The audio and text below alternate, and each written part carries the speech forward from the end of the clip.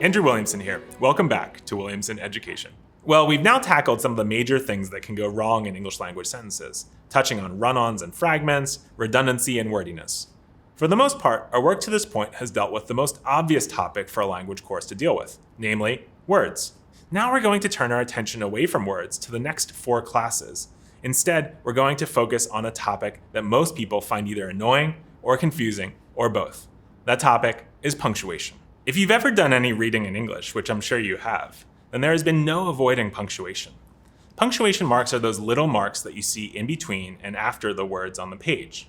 Marks such as the comma, the period, and the semicolon, to name just a few. What are punctuation marks more generally, though? As you will well know by this point, I usually think about issues through etymology and through the history of words. The word punctuation comes from the Latin word for point, like the point of a sharpened pencil.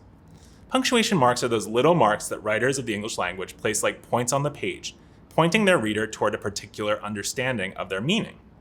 Punctuation marks help readers to interpret the meaning of a particular sentence by showing how words and ideas are grouped together in that sentence and in the paragraphs that these sentences form. We have talked a bit about the etymology of words, the history and the roots of the language we use in English. One implication of discussing the history of language is that words have histories in the first place. That is, that words undergo change over time and that they come to mean slightly or radically different things in different ages. Well, strangely enough, punctuation marks in English have histories too. These marks did not always mean what they mean today. If, like me, you are a language nerd interested in the history of punctuation in English, then I strongly recommend a book called Pause and Effect by M.B. Parks.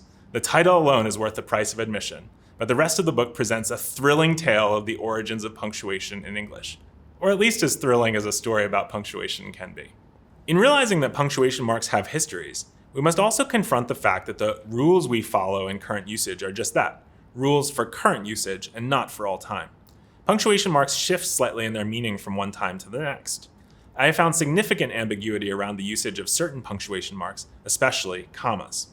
This ambiguity means commas, say, may be used differently by different writers, and that they may therefore be more likely to adopt a different meaning and usage over time. What I present in these lessons on punctuation is a current snapshot of how punctuation is to be used in English now, today, at the present moment. We'll start with the most fundamental of punctuation marks, the period, which is also known as a full stop. A period is a small point placed at the end of a sentence to indicate the end of a complete thought.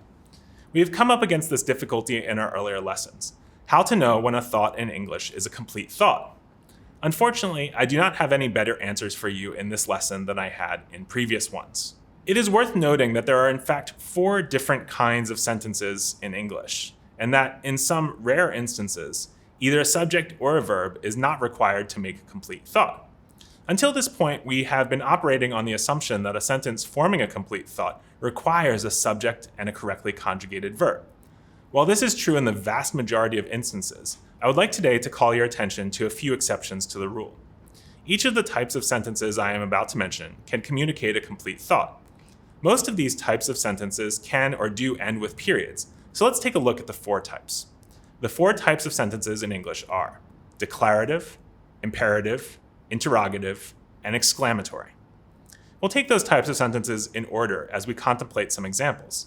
Declarative sentences are the most common types of sentences.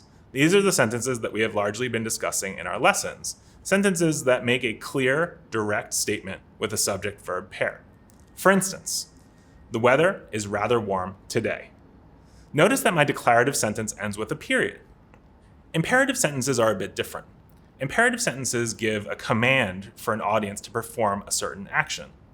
Imperative sentences sometimes have a verb without a clearly stated subject. For example, review this document before class tomorrow. In this correct imperative sentence, the subject you is not directly stated. Sometimes we say that this type of sentence has an implied subject. Imperative sentences frequently end with periods, as my example does. The third sentence type is the interrogative. To interrogate means to question, so interrogative sentences are those that ask questions.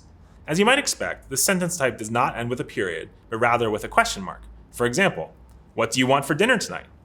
Usually, but not always, interrogative sentences have a subject-verb pair, albeit one that has been rearranged to fit the question structure. You may also form questions without rearranging the subject-verb pair by raising the tone of your voice at the end of a declarative sentence. For example, you like bananas? And in some rare cases, you can even form a casual question without a subject in the sentence. For example, see you at the movies tomorrow night? The fourth and final sentence type is the exclamatory sentence. Exclamatory sentences feature exclamations that express a wide range of emotions, much like interjections. In fact, exclamatory sentences often feature interjections and end with, you guessed it, exclamation marks. For example, shoot, I did not know the test was today. Exclamatory sentences can also end with periods, however, depending on what mood you would like to convey.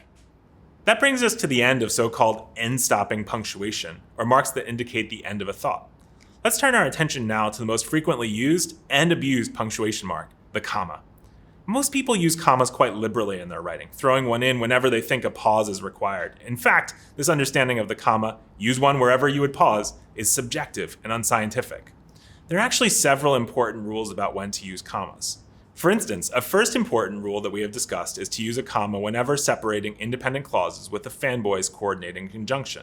For example, I was thirsty, so I took a sip of water. Another important rule we have seen is to use a comma when separating an opening dependent clause from a later independent one. For example, because the man had already run so far, he could not think of running any farther. Be careful though, a comma is usually not required when an independent clause comes first and a dependent clause comes second in a sentence. Commas are not used to create pauses in sentences per se. It's not a matter of catching your breath. Rather, they are used to group words into key ideas, phrases, and clauses in order to aid the comprehension of the reader. Another important use of commas has to do with modifying phrases. Generally, we separate modifying phrase from the main body of the sentence using a comma or a set of commas. If your modifying phrase comes at the beginning of the sentence, use one comma after the phrase to separate it from the main clause, like so. Hiding in the living room, the little boy shook while his parents went looking for him. An alternative structure is that the modifier comes in the middle of the sentence, using a so-called appositive. In this case, two commas will be required. For example, Barack Obama, the 44th President of the United States of America, was elected in 2008. My appositive phrase, the 44th President of the United States of America, tells me more information about the subject of my sentence and needs to be placed in between commas. The comma usages I've explained here are not the only ones in the language, and this lesson is not exhaustive. For more information about situations in which to use commas, be sure to see the worksheet that accompanies this lesson. Well, that brings us about to the end of our first lesson on punctuation.